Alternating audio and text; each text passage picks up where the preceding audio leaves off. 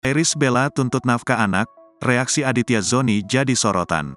Aditya Zoni bereaksi soal Iris Bella menuntut nafkah anak terhadap Amar Zoni dalam proses perceraian. Sebagaimana diketahui, Iris Bella menggugat cerai Amar Zoni sejak awal November tahun 2023 dan menuntut hak nafkah kedua anaknya.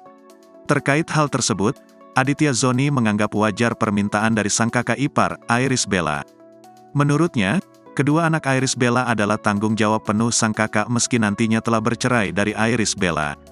Dalam Islam kan bagaimanapun juga anak tetap tanggung jawab bapaknya. Jadi, okelah mungkin untuk dukungan anak-anaknya Kak Ibel, Amala dan Air, saya setuju sama Kak Ibel, ungkap Aditya Zoni. Akan tetapi, pemain sinetron ini mengatakan jika saat ini kakaknya belum bisa memberikan nafkah apapun. Jadi, tanggung jawab Bang Amar tetap harus tersalurkan ke Air dan Amala. Kalau untuk menjaga, yang menjaga Kak Ibel lah. Karena Bang Amar saat ini juga lagi enggak bisa untuk menjaganya, ucap Aditya.